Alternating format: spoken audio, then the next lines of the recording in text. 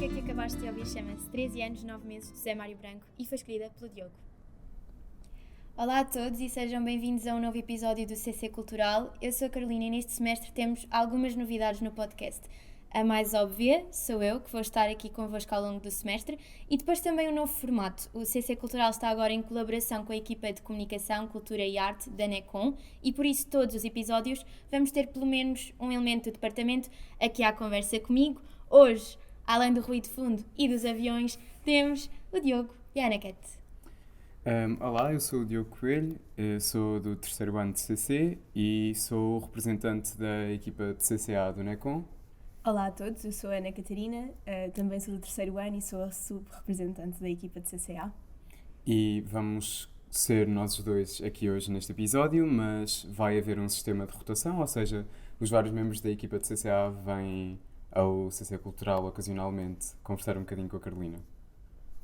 Uau, vocês explicaram isto mesmo bem. Então, no episódio de hoje é dedicado ao Cine Nova, que eu por acaso não conhecia, vocês já devem conhecer, porque já estavam na escola há mais tempo, mas eu vi que era o primeiro e o único festival internacional de cinema universitário em Portugal e já vai na 4ª edição e teve uma aderência brutal. Na primeira edição teve 7 países participantes e este ano são 99 países participantes. Como é que foi nos outros anos? Vocês foram? Não viram nada? Viram tudo? É assim, os outros anos foram um bocadinho atípicos. Eu sei que toda a gente está muito farta desta conversa, mas é mesmo relevante para isto porque o Cine Nova funcionou em modos um bocadinho diferentes no passado. Antes da pandemia haviam não só as mostras dos filmes, como haviam outras atividades paralelas. Havia a festa do Cine Nova, que é muito falada e alegadamente é muito divertida, estamos para ver este ano. Portanto, acabámos por não, pelo menos eu falo por mim, não contactei muito com o Cine Nova nas outras edições, mas estou mesmo muito ansioso para esta e muitas expectativas. Eu lembro-me de no ano passado ver muitos cartazes do Cine Nova e estar um bocadinho alheada e não saber muito o que era. E lembro-me de pessoas que me foram explicando, porque lá está, no meu primeiro ano de faculdade eu não soube mesmo o que era de todo. E depois no ano passado eu lembro-me que havia um grande entusiasmo e havia muitos professores a falar e a incentivar-nos a ir. Eu acabei por não conseguir ir por alguma razão que me escapa, mas estou muito entusiasmada e ainda por cima este ano tenho acompanhado de perto a organização e quero muito vir. Por falar em organização, tu estiveste na organização do DOC Lisboa e queres falar um bocadinho sobre isso? Como é que foi? Então, enquanto estudante de terceiro ano de CC, eu tive a oportunidade de fazer um estágio curricular, que é uma coisa que já agora eu recomendo a todas as pessoas. E o meu estágio eu tive uma grande sorte e consegui ir fazer na equipa de comunicação do DOC Lisboa, que é um festival de cinema documentário em Lisboa, que acontece também na mesma altura do Queer e do Indie. Não, o Indie por acaso é em março, mas do Motel X. E gostei imenso porque não só foi um contacto muito mais próximo com o mundo profissional, e, portanto tive umas manhãs completamente diferentes em que eu entrava num escritório com um cartãozinho com o meu nome e ia bem vestida e havia preocupação com a quantidade de café que eu bebia e coisas assim. Mas foi incrível conseguir ver como é que da estaca zero se constrói um festival de cinema internacional com realizadores de todo o mundo, com submissões de todo o mundo, que têm em concurso desde realizadores muito conhecidos e com um grande repertório, realizadores que estão ali em plena estreia. E foi maravilhoso poder contactar com a organização, saber o que é que foi o stress de montar. Eu estive a fixar cartazes no Teatro da Barraca, eu estive a fazer copies para o Instagram e, portanto, eu tive um trabalho muito variado e foi muito importante para perceber como até estas coisas que nós achamos que estão super instituídas e que são, assim, muito grandes, elas acontecem tal e qual como, sei lá, as nossas festas. Também são pessoas normais a fixar cartazes com um martelo. E acho que nós temos muito esta tendência de acharmos que as coisas são todas muito grandes, quando na realidade tem uma base muito humilde e foi muito giro poder contactar com isso. Eu acho isso super interessante, até porque nós, ultimamente, lá está, temos estado em contacto mais com a organização do Cine Nova, até porque conhecemos muitas das pessoas na coordenação executiva e etc. Não sei se é isso o termo, mas é capaz de ser. E vemos mesmo o trabalho e as horas de reuniões, etc., que requer organizar uma coisa assim, porque lá está, para nós, é uma coisa que é tão fixa e existe tanto, não é? Festivais no geral, mesmo não só de cinema, por exemplo, eu e a Ana Cat tivemos durante o verão a fazer voluntariado no Bons Sons, que é um festival de música portuguesa que acontece em Sem-Soltos, numa aldeia de Tomar. E pá, é mesmo interessante ver como, lá está, algo tão grande como um festival que em princípio parece, para quem vai, que está tão organizado e é tudo tão funcional, na verdade tem uma base mesmo pequenina em termos de... Começa com pessoas, como qualquer outra coisa. Começa com pessoas que tiveram uma ideia, que tiveram de o fazer, e é através do trabalho. Isso é revelador, é mesmo muito fixe. Essa história do estágio curricular mete medo, porque imaginem, estou no primeiro ano e não é bué adulto. Mas tu ficarias impressionada com a quantidade de coisas que eu fiz em 3 anos, quer dizer, eu ainda nem sequer acabei o terceiro ano, a quantidade de coisas que a faculdade te permite fazer e que tu acabas por fazer, também vais sendo puxada para outras coisas e conheces pessoas, e é mesmo incrível como é que tu, de repente, olhas, estás no terceiro ano, estás a fazer uma coisa perfeitamente adulta e pensas, eu não sou adulta, eu não sei o que é que estou aqui a fazer, e percebes que, na realidade, as pessoas adultas também não sabem o que é que estão ali a fazer. E é tudo muito à base do desenrasca, e acho que também foi muito essa aprendizagem que eu tive no DOC. Pá, isso é mesmo bom, porque, sei lá, quando imaginamos coisas assim mais de trabalho e tudo mais, parece que imagino tudo coisas super organizadas, toda a gente sabe perfeitamente o que é que vai fazer, tem todos uma lista, vá, e saber que não é assim, realmente é... Não, e principalmente quando tu, no DOC, eu assistia a um ambiente de trabalho muito relaxado, e eu acho que isso é a grande chave para as coisas correrem bem, porque, de facto, mesmo em coisas muito grandes, as pessoas também vão ter problemas e vão ter de se desenrascar e vão ter de andar a correr de um lado para o outro a tentar resolver problemas. E o facto de haver um bom ambiente de trabalho em que toda a gente comunica e em que toda a gente está genuinamente interessada na entreajuda, torna tudo muito mais sublime e de repente, e é por isso que o DOC Lisboa e os outros festivais grandes em Portugal são o que são, porque estamos muito numa onda de isto tem de correr bem. Uma coisa também que tenho imensa curiosidade, nos festivais de cinema e tudo mais, nunca estive na organização de nada, estou mesmo fora do assunto, mas é a seleção dos filmes, ou seja, alguém que vai ver e vai selecionar, e como é que é esse processo? É que, por exemplo, eu sou daquelas pessoas que eu vejo um episódio um dia e eu já não, a não ser que a série puxe mesmo, ou o filme seja mesmo muito bom, eu não consigo ver mais do que um, sou mesmo, não sei como, vocês conseguem ver? Epá, imagina, eu também, por tendência, faço tudo um bocadinho por blocos muito densos de coisas, tanto trabalhos como séries, etc. Eu deixo as coisas muito para a última, mas acabo por fazer tudo muito intensamente. Então com séries acabo por ser um bocadinho assim, com filmes não consigo tanto. Normalmente só consigo ver um filme por dia e já... Porque lá está, gosto mesmo de deliberar sobre aquilo que vi, depende do filme também. Mas, portanto, acho que chamar-me para fazer a seleção de um festival de cinema, pá, não quero estar aqui a fechar oportunidades de trabalho, mas não sei se seria a escolha mais indicada, porque realmente eu fico mesmo esgotado mentalmente depois de ver assim uma série enorme de filmes e eu prezo imenso quem faz esse trabalho, tanto de pré-seleção como os júris, como, e piscando aqui um bocadinho um olho às atividades paralelas da Cine Nova, quem faz a cobertura desses festivais, porque também deve ser um processo um bocadinho intenso ter de estar a par das atividades e dos filmes todos para poder fazer as reportagens disso. O que é que tu achas, Ana Kate? Eu acho que, para o bem e para o mal, o trabalho de um programador não deixa de ser um trabalho. E, portanto, e citando aqui o grande professor Pedro Florencio, o trabalho do programador baseia-se muito na confiança que nós depositamos nele para que nos traga o melhor da seleção que tem de fazer. E, portanto, eu acho que um programador, além de ter o privilégio de ver todas essas obras, tem de ter um olhar muito atento sobre aquilo que vale a pena e aquilo que... ou até, digamos, um olhar muito crítico para o lado negativo, ou seja, vai ter de excluir obras em detrimento de outras. E, portanto, o trabalho de um programador é algo que eu respeito imenso e também não sei se era capaz, assim, de empreitada, de ver centenas de filmes. Sim, ainda por cima é um trabalho quase pesado moralmente e artisticamente, precisamente o que estavas a dizer, é que é um processo, mais do que um processo de seleção, acaba por ser um processo de exclusão, Bastante. ou seja, é aquilo que tu não escolhes, bem, acabas por questionar um bocadinho que outras oportunidades é que este filme pode ter para brilhar num festival, é uma... Não sei, eu nunca estive no papel, mas deve ser uma escolha um bocadinho pesada. Mas lá está, faz parte e ainda bem que há pessoas que têm esse papel, porque eu acho que não o consegui fazer.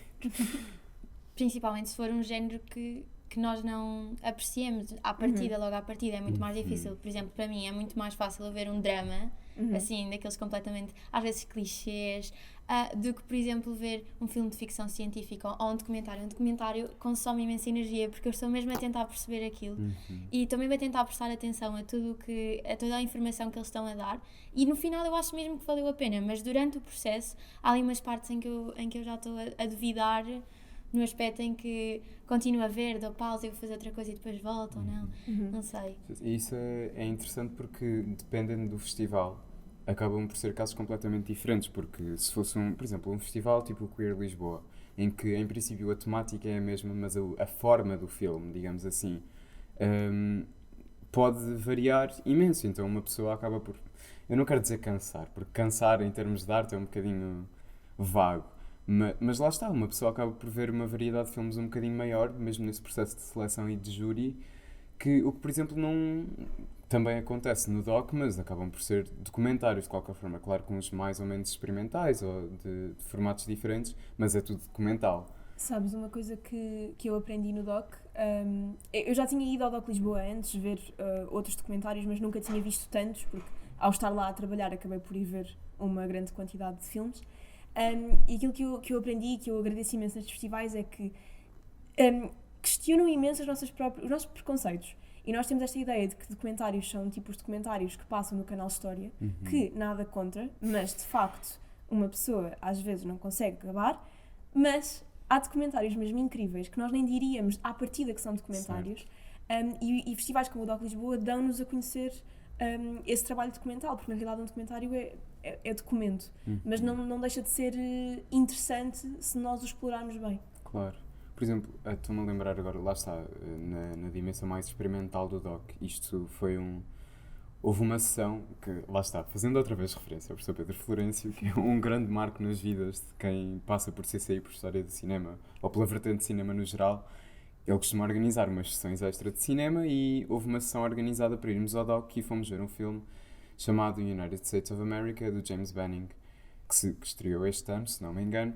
E pronto, falando de forma geral do filme, eram 2 minutos de cada plano, eram planos fixos de cada estado dos Estados Unidos da América. E lá está, é um documentário que acaba por ser longo, fica com 100 minutos, lá está, 50 estados, mas não deixa de ter essa dimensão experimental que foge um bocadinho essa dinâmica do documentário do canal de História ou da RTP2, que lá está, nada contra, são ótimos, mas acabam por dar uma variedade a um certo estilo único que às vezes fechamos em bloquinhos e são muito mais do que isso. Lá está, mesmo dentro, por exemplo, da ficção científica ou do drama. São categorizações ou tipologias que nós criamos na nossa cabeça e às vezes é divertido também tentar desconstruí-las um bocadinho e tentar perceber, ok, mas isto, mais do que tipologias, se calhar são dimensões.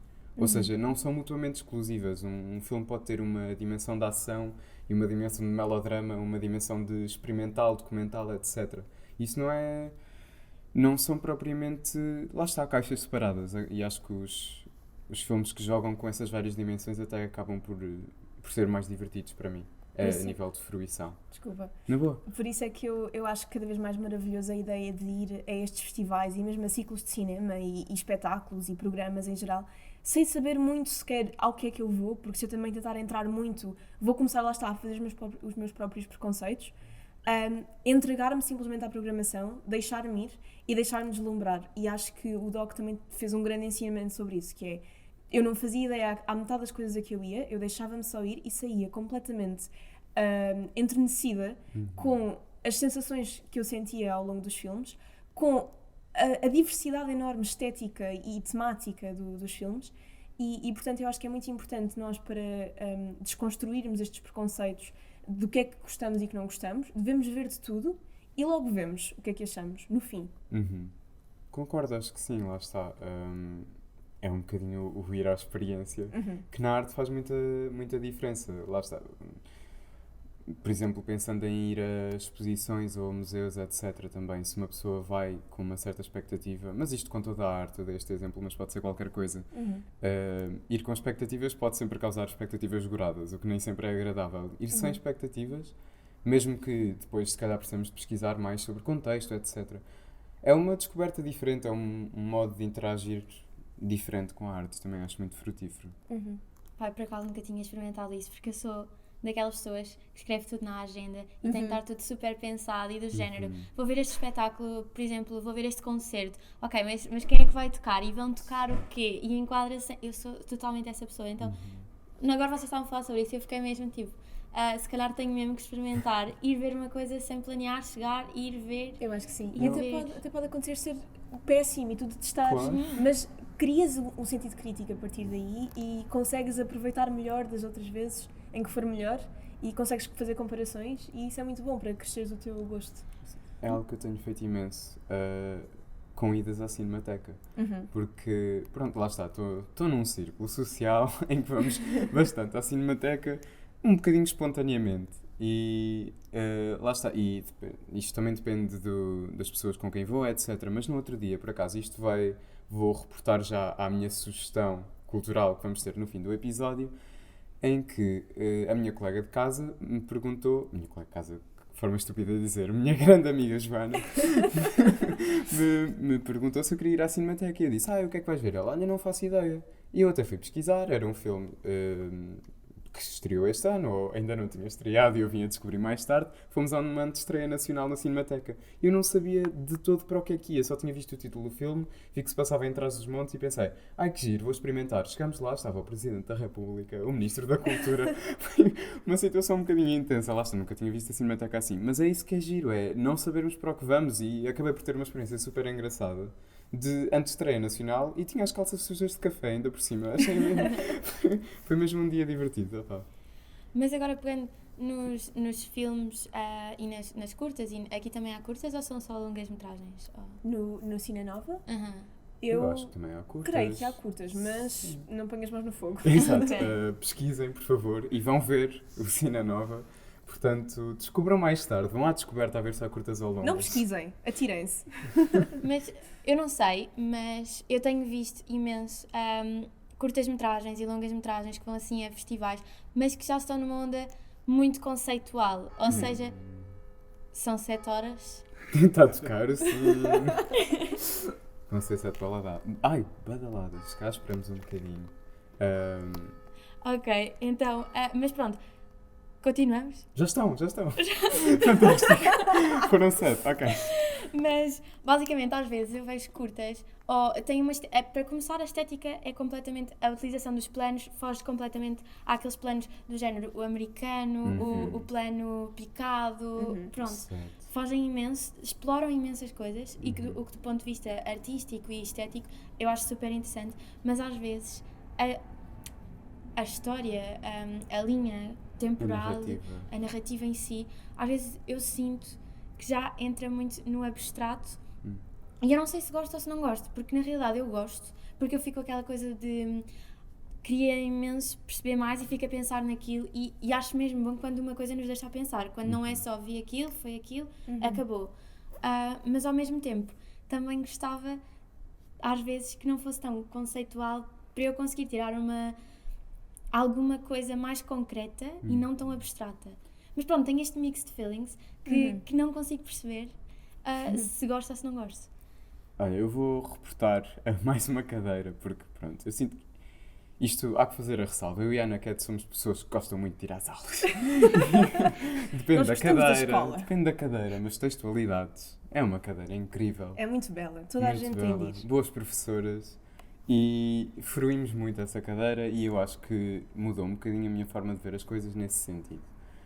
O que é que eu quero dizer com isto? Quero dizer que, por vezes, os filmes são um bocadinho, ou podem parecer demasiado conceptuais, tanto a nível de forma como de conteúdo, lá está. E eu tendo a não ficar particularmente incomodado se não percebi, ou se me parece que não percebi na totalidade as intenções ou qualquer coisa que seja.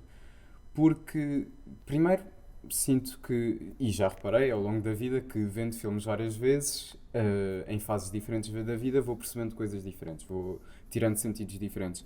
E ver um filme agora que se calhar não percebo tão bem a nível narrativo ou a nível estético, lá está, tenho sempre a noção de que vendo-o mais tarde, provavelmente vou tirar outra coisa. E mesmo que não o veja mais tarde, de certeza que já tirei alguma coisa nesta experiência, nem que não seja, olha, se calhar não percebi assim tão bem, e se calhar tenho de tentar investigar mais sobre esta forma estética ou esta forma narrativa, qualquer coisa desse género. A questão será, lá está, perceber que nós não temos de perceber na totalidade, o que conta é a experiência que temos com o filme e conversar um bocadinho sobre ele no fim também ajuda muito.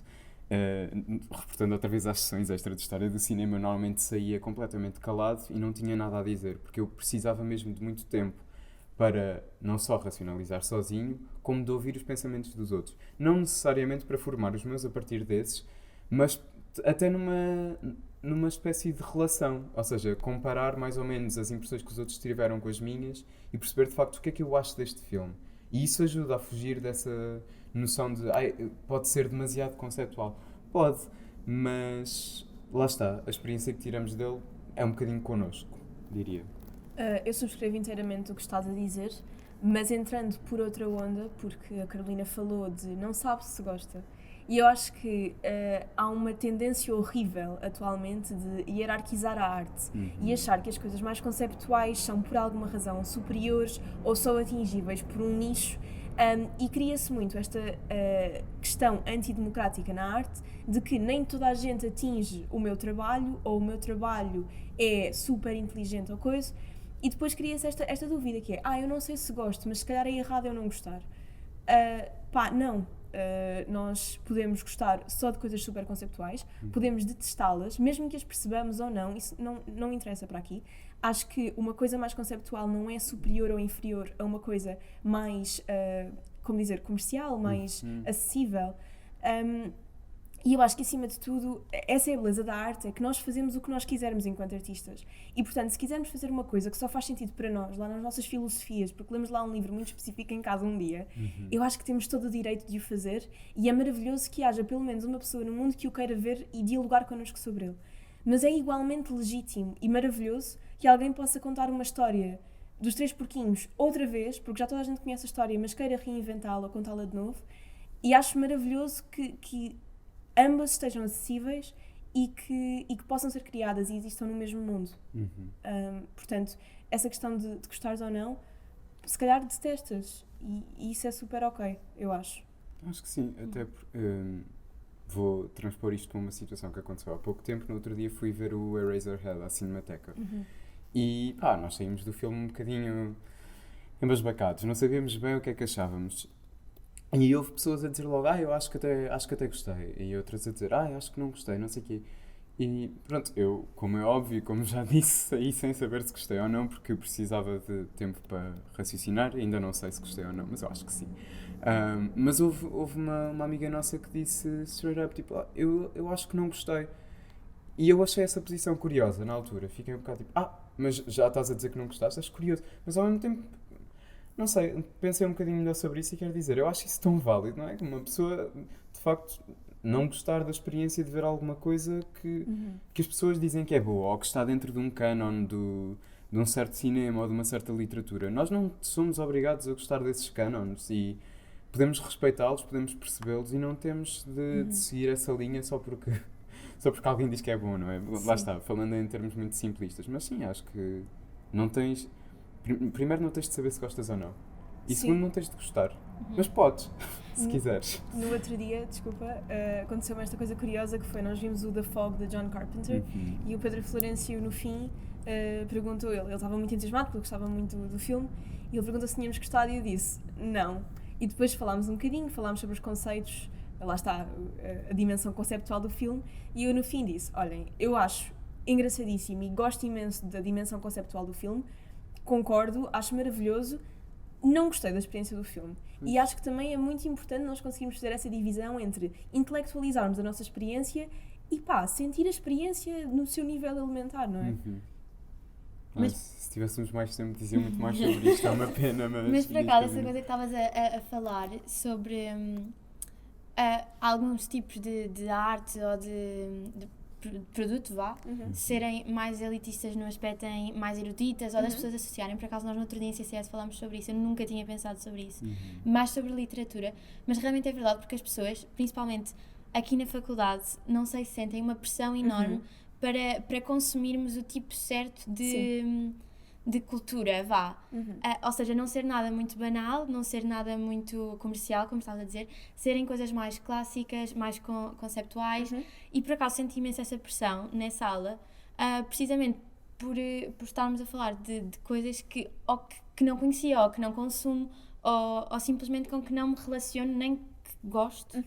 Mas pegando outra vez na parte da arte, eu acho que também é bom esta coisa de não sabermos se gostarmos ou não, porque ao menos sentimos alguma coisa, ou seja, não foi indiferente, nem foi instantâneo, apesar de poder ser. Produziu alguma coisa em nós e vai fazer-nos crescer de alguma forma. Sim. Com essa informação.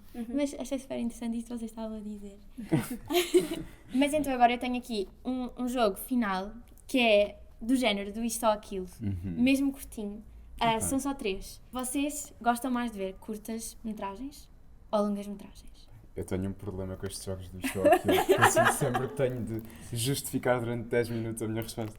Mas fala tu primeiro, Ana Cat. Desculpa, eu tenho uma resposta tão rápida. Mas dá à vontade. É longas metragens. É sério? Mas só porque eu acho que... Eu não sei, eu gosto imenso de ver curtas metragens, mas eu sinto que acabam demasiado depressa. Gostas muito de estar investida? Eu gosto muito de estar Eu investida. percebo. Mas é que eu dou mesmo muito valor a uma boa curta que Sim, consegue sem dúvida. contar, não é necessariamente contar, consegue mostrar aquilo que quer Sim. num tempo muito conciso. Eu acho isso, é uma das coisas mais interessantes no cinema e nas curtas-metragens. Por isso tenho dificuldade em decidir, mas acho que vou para as longas na mesma, mesmo depois daquilo que eu disse. Mas isso é muito bonito, acho que não tinha pensado assim. Mas ainda é assim verdade. escolhas longas. Não vou Sim, justificar. sim. Eu concordo com as longas, super. Porque eu preciso de tempo para me familiarizar com a personagem ou com o contexto em geral. Mas, próximo, ser ator num filme ou ser o realizador do filme? Eu acho que preferia ser realizador. Isto porque eu tenho ideias muito concretas dos trabalhos que quero fazer e nem sempre, isto é uma falha minha, nem sempre sou assim tão móvel nas minhas ideias de trabalhos. Depende, lá está, se eu tenho uma ideia muito forte. Enquanto ator, se bem que, lá está, há várias perspectivas sobre atores e eu acho que os atores também têm uma certa liberdade, dependendo do realizador, para escolher a forma como querem interpretar. Mas eu sinto que, enquanto realizador, teria mais espaço para isso. Bem, eu acho que me vou aventurar e dizer realizadora, porque Isso eu tenho... muito engraçado para ti. É muito engraçado, não é? Eu passo a explicar aos ouvintes. Eu tenho um passado bastante longo em representação, mas eu acho, mas de todo acho que estou a trair esse passado. Eu acho que precisamente por ter tido esse passado, gostei bastante dele, não o renuncio, não o continuei por escolha própria. Certo. E eu tenho descoberto muito como adoraria, lá está, poder transpor as minhas ideias para algo real, e também tenho tido cada vez mais confiança em que isso é possível. E portanto sim, mas eu gosto muito das duas dinâmicas. Eu escolheria ser ator. Porque também estudei teatro nos últimos anos, então eu acho que, por mais que eu goste também da parte de realização e de, ou seja, fazermos as coisas na nossa visão e não termos que estar dependentes da visão de outra pessoa com a qual podemos ou não concordar. Claro. E às vezes quando discordamos com ela, eu até acho que é bom, porque às vezes depois quando nós vemos o resultado nós ficamos, ok, ainda bem que esta pessoa pensou diferente daquilo que eu pensei, porque chegámos aqui a um sítio interessante. Sim. Última. Então, esta para mim eu acho que é fácil. Filmes com áudio em português ou na língua original, mas temos aqui um sequê. Que é, mesmo que seja uma língua muito estranha ao nosso ouvido, dependendo, não é? Mas, por exemplo, para mim, russo ou japonês, se eu ouvir, é-me estranho ao ouvido. Não sei se vocês têm alguma língua dessas. Não sei se tenho alguma língua dessas. Eu voto já na língua original sempre. Acho que, faz-me uma confusão ver dubbings, não sei. E lá está, isto tem muito a ver com a nossa cultura e passo a explicar uma coisa. Eu e a Ana Cat fomos de Erasmus no semestre passado e em Itália a cultura é completamente diferente em termos de filmes. Os filmes são todos dobrados. Nós tínhamos muita dificuldade em ir ao cinema. Era mesmo difícil. Fomos poucas vezes. Uma das vezes que fomos foi ver o Belfast e vimos na língua original, foi em inglês. Mesmo com o sotaque irlandês, isso foi um bocadinho puxado, porque era o sotaque irlandês e legendas em italiano. De repente eu já não sabia falar inglês, afinal precisava das legendas. Foi curioso, mas ainda assim continuo a votar na língua original, precisamente porque... para lá dessa questão de eu não suportar ver bocas a mexer e palavras diferentes a sair, é a questão da tradução, que é uma questão que me assola imenso. Tenho muitas reflexões sobre isto e prefiro, se possível, contactar sempre com o original, mesmo em termos de leitura. Se eu souber a língua, e sei muito poucas, mas se eu souber a língua, prefiro ler o original do que a versão portuguesa. Eu prefiro sempre a versão original. Lá está, por essa questão da tradução e porque, não sei, é uma questão cultural, eu não gosto de ouvir dobragens. Mas tenho de reconhecer que temos sempre uma limitação ao ouvirmos uma língua que não conhecemos. Eu lembro-me de termos esta discussão, também em textualidades, sobre o filme Parasitas. Porque quando estamos a ouvir quando ouvimos falar francês ou italiano, nós compreendemos as inflexões da língua. São parecidas com as nossas. Mas quando ouvimos falar, por exemplo, japonês ou russo, as inflexões perdem-se totalmente e, portanto, também grande parte da expressão corporal do ator também se perde. E não há tradução que nos salve disso. Claro. E, portanto, ainda que eu queira sempre a língua original, tenho de admitir que falha sempre essa parte. Mas não posso fazer nada sobre isso. Mas aí, lá está, nem é só a questão da inflexão na linguagem em termos vocais. É como tu disseste, na parte corporal, etc., vai-nos sempre falhar essa distância cultural que nós temos em termos de movimentos, em termos de percepção comunicativa. Nós estamos em comunicação, nós já falamos sobre isto, mas lá está, é uma parte que falha, mas acho que ainda assim compensa em relação a ouvir um português dobrado por cima de uma língua qualquer. Apesar de eu desejar que as pessoas que trabalham com dobragens em Portugal tenham a maior sorte do mundo, eu claro. também Sim, por favor. tenho que estar na língua Obrigado original. por Para finalizarmos este episódio, e agradeço desde já a vossa presença, acho que foram uma super contribuição Foi para um este prazer. primeiro episódio. Eu convidei aqui o Diogo e a Ana Cat a trazerem 2 sugestões para a agenda cultural de novembro. Não sei quem é que de vocês... Posso ir eu? Vai, à vontade.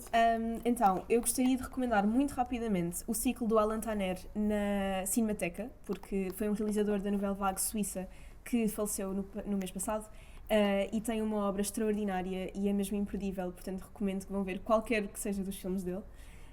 E também um novo ciclo chamado América 70, que está a passar no Cineclube de Alvalade até dia 15 de dezembro, em que todas as semanas, creio eu, passa um filme diferente de um realizador dos anos 70 e que no fim tem uma conversa com um especialista. E eu achei isto maravilhoso, o cinema é novo e portanto recomendo que toda a gente vá também. Nice. Também tenho uma recomendação cinematográfica, que foi precisamente aquilo que eu falei há bocado. A antestreia que eu fui ver foi do Alma Viva, um filme da Cristela Alves Meira, e estreou dia 3 de novembro nos cinemas portugueses. Eu achei o filme muito giro, muito giro. Eu gostei do filme, acho que vale a pena ver. Tem uma perspectiva um bocadinho... Passa-se em Trás-os-Montes e tem a perspectiva de uma pessoa portuguesa emigrada em França e que volta a Portugal. Acho que é uma perspectiva interessante a ter, portanto recomendo que vejam. A minha segunda sugestão tem a ver com uma atividade da equipa de CCA, que provavelmente quando este episódio estrear já vai ter acontecido, mas que ainda podem ver porque é uma exposição temporária no Aljube, no Museu do Aljube, que vai continuar até 29 de janeiro, desculpem. Chama-se Adeus Pátria e Família, é focada em arte queer enquanto resistência, as dinâmicas de identidade de género e sexualidade, portanto recomendo também que vão ver, por favor. Obrigada. E as minhas sugestões são A Proximidade, que é uma peça de teatro que está em cena no Teatro da Politécnica de 3 de novembro a 3 de dezembro e é de uma companhia muito importante em Lisboa, Artistas Unidos. E também In Shadow, que é um festival que integra uma competição nacional de videodança que vai acontecer em vários locais, de 15 de novembro a 15 de dezembro, é só irem ver a programação. E é super interessante. Desde já, obrigada por terem ouvido este episódio de CC Cultural. Obrigada ao Diogo e à Ana Cat mais uma vez. Obrigada, Carolina. Não se esqueçam de seguir as redes sociais do NECOM para ficarem a par de tudo e de ouvirem o CC de Perfil e o Caos na Esplanada. E até ao próximo episódio do CC Cultural. A música que vais ouvir agora foi escolhida pela Ana Cat e chama-se Sea of Love, da Cat Power.